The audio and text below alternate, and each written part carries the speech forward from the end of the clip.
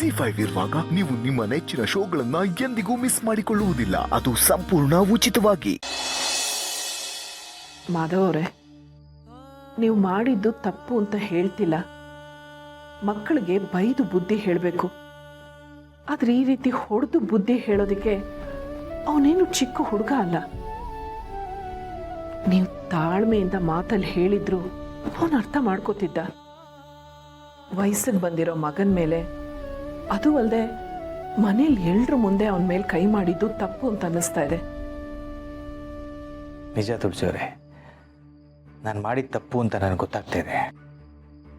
ಆದರೆ ಅವನು ಶಾರ್ವರಿ ಹತ್ರ ಆ ರೀತಿ ಪ್ರಶ್ನೆ ಮಾಡಿದ್ನಲ್ಲ, ನನಗೆ ಕೋಪ ತಡೆಯೋಕ್ಕಾಗಲಿಲ್ಲ. ಈಗಲೂ ಅಷ್ಟೇ, ಆ ವಿಚಾರ ನೆನೆಸ್ಕೊಂಡ್ರೆ ನನಗೆ ಅಷ್ಟೇ ಸಿಟ್ಟೆ ಇರುತ್ತೆ.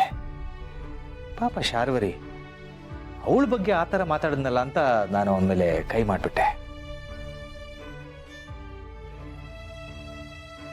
ನಮ್ಮ ಈ ಮನೆಯನ್ನಾಗಲಿ ಮಕ್ಕಳನ್ನಾಗಲಿ ಶಾರ್ವರಿ ಅಂಗೈಲಿಟ್ಟು ಕಾಪಾಡ್ಕೊಂಡು ಬಂದಿದ್ದಾಳೆ. ತುಳಸಿಯವರೇ, ನಮ್ಮ ಕಂಪನಿ ಇವತ್ತಿಗೂ ಈ ರೀತಿ ಚೆನ್ನಾಗಿ ನಡೀತಿದೆ ಅಂತಂದರೆ ಅದಕ್ಕೆ ಶಾರ್ವರಿನೂ ಮುಖ್ಯವಾದ ಕಾರಣ. ಇವನು ಅವಳ ಬಗ್ಗೆ ಆ ರೀತಿ ಮಾತಾಡಬಾರ್ದಿತ್ತು. ಏನ್ ಮಾಡ್ತೀರಾ? ಅವನದು ಹುಡುಕ್ ಬುದ್ಧಿ. ತಾಳ್ಮೆ ಇಲ್ಲದೆ ದುಡುಕಿ ಏನೇನೋ ಮಾತಾಡ್ಬಿಟ್ಟ. ಆದ್ರೆ ನೀವಾದ್ರೂ ತಾಳ್ಮೆಯಿಂದ ಯೋಚನೆ ಮಾಡಬೇಕಾಗಿತ್ತು. ಹೌದು ತುಳಸಿಯವರೇ, ಅವನು ಹಾಗೆ ಮಾತಾಡ್ದ ಅಂತ ನಾನು ಅವನ ಮೇಲೆ ಕೈ ಮಾಡಿಬಿಟ್ನಲ್ಲ. ಚಿಕ್ಕವನಿದ್ದಾಗಿಂದನೂ ಅವನನ್ನು ತುಂಬ ಪ್ರೀತಿಯಿಂದ ಸಾಕಿದ್ವಿ. ಅವರಮ್ಮ ಹೋದ್ಮೇಲೆ ಅವನು ನನ್ನ ಹತ್ರ ಮಾತಾಡೋದೇ ನಿಲ್ಲಿಸ್ಬಿಟ್ಟ. ನನ್ನ ಮೇಲೆ ವಿಶ್ವಾಸನೇ ಕಳ್ಕೊಂಡ. ಈಗ ನೀವು ಬಂದಮೇಲೆ ನನ್ನ ಹತ್ರ ಮಾತಾಡೋದಕ್ಕೆ ಶುರು ಮಾಡ್ದ. ನನ್ನ ಮೇಲೆ ಪ್ರೀತಿ ವಿಶ್ವಾಸ ಹುಟ್ಕೊಳ್ಳೋಕೆ ಶುರುವಾಯಿತು. ನಾನು ಅವನಿಗೆ ಹೊಡೆದ್ಬಿಟ್ನಲ್ಲ, ತಪ್ಪು ಮಾಡಿಬಿಟ್ಟೆ.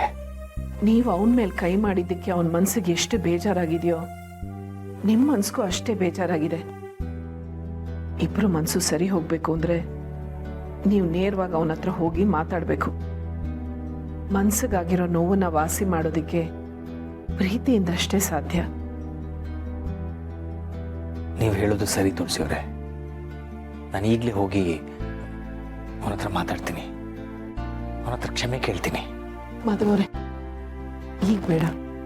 ಅವನು ಮಲಗಿರ್ತಾನೆ, ನಾಳೆ ಹೋಗಿ ಮಾತಾಡ್ಸೋರಂತೆ. ಹೌದಲ್ಲ, ಸರಿ, ನಾನು ನಾಳೆ ಹೋಗಿ ಅವನ ಹತ್ರ ಸಾರಿ ಕೇಳ್ತೀನಿ. ಸರಿ, ಈಗ ನೆಮ್ಮದಿಯಾಗಿ ನಿದ್ದೆ ಮಾಡಿ.